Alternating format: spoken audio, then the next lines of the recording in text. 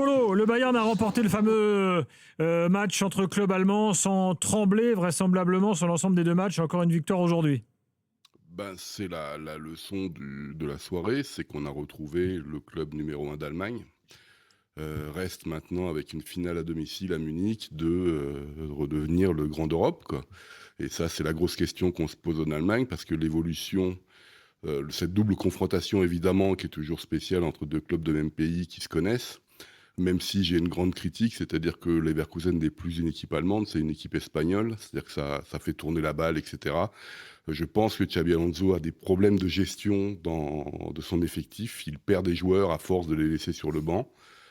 Ce soir, c'était une mauvaise équipe espagnole qui faisait tourner la balle. Et puis, le Bayern, ils ont qu'à accélérer sur l'accélérateur. Et puis, c'est passé relativement tranquillement. Il y a des joueurs qui reviennent en forme au bon moment. Harry Kane, évidemment. Musiala, Olysée, ce soir, qui a été bon. Même Kingsley Coman, même s'il a dû sortir un petit peu à cause d'une alerte à nouveau.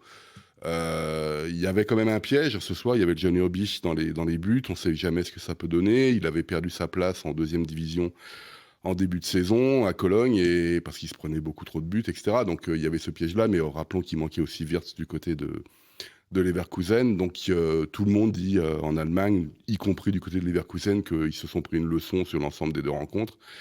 Et ça augure peut-être, une bonne fin de saison du Bayern.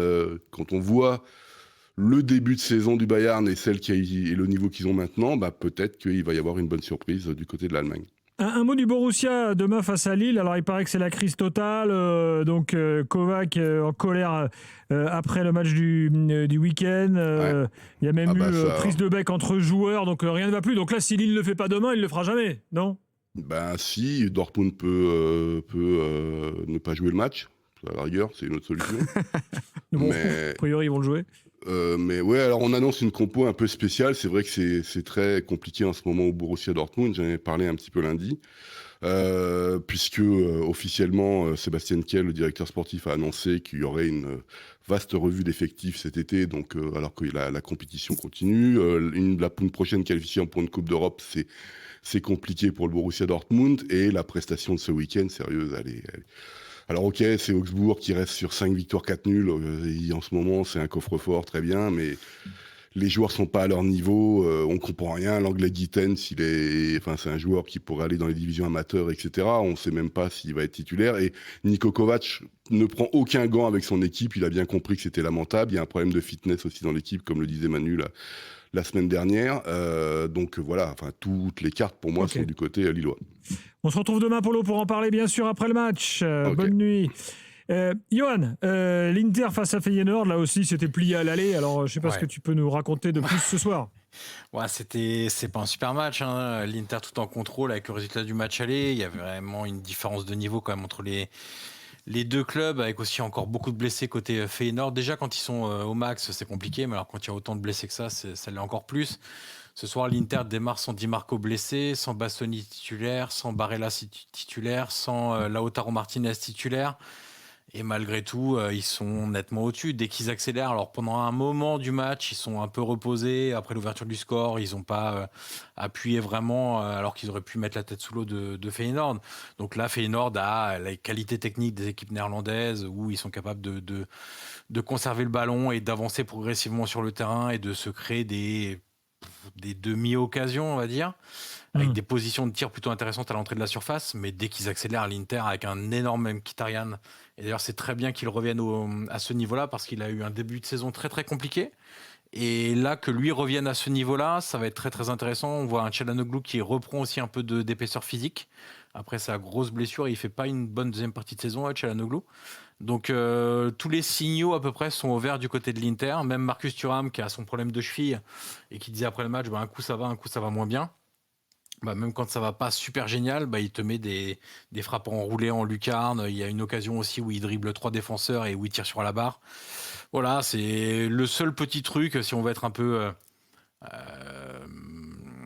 pointilleux, c'est Taremi, quoi. Taremi, troisième option de l'attaque, c'est son cousin qu'ils ont envoyé depuis Porto, quoi. Mais en dehors de ça, c'est match sérieux, match appliqué, match tranquille, match en contrôle, et qualif en quart de finale. Merci Johan et Ciao, ciao. bonne nuit. Je te dis pas à demain parce que t'as pas de club italien demain. Ah bon, j'ai pas de club italien demain. Ah si, non, t'as un j'en ai club pas. italien. Mais non, j'en ai pas. Non, t'as pas. Oh, comment il t'a bluffé là. Il est fort, Yo. Il m'a bluffé. Il est minuit 58, il m'a mis le doute dans la tête. Il m'a fait douter ce check. Ciao, ciao. Edgar, Barcelone, dont Oui. on parle un peu moins, mais qui mine de rien a tout à fait maîtrisé aujourd'hui encore face à Benfica. Oui, c'est ça, ils n'ont pas tremblé parce qu'on rappelle, ils avaient gagné le match 1-0 un petit peu miraculeusement à Lisbonne. Mais voilà, c'est fort ce soir parce qu'ils tuent le match, il y a 3-1 dès la mi-temps, donc il n'y a plus de suspense. Il ne faut pas oublier quand même que c'était un match très particulier pour eux après la mort de Carles Mignaro, qui était membre du staff médical.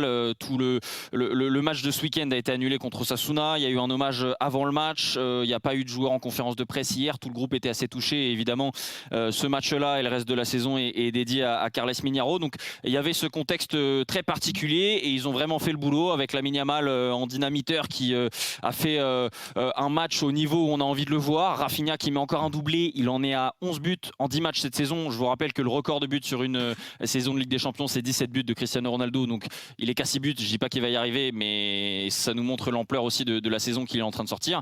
Et ça se voit un petit peu moins dans les stats, mais ce soir il est encore nommé MVP et a raison, et il est MVP du match aller, MVP du match retour. C'est Pedri.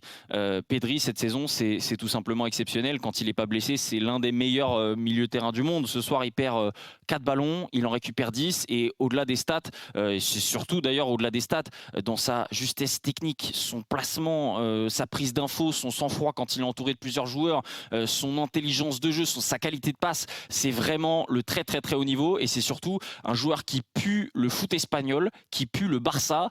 Et le Barça, sans ce type de joueur, c'est pas le Barça. Et donc il a tout, je pense, si il est épargné par les blessures, pour devenir un vrai grand du Barça. Quand on voit la génération qu'ils ont, c'est peut-être un nom dont on parle un petit peu moins, mais c'est vraiment, je pense, l'une des pièces les plus importantes de cette équipe.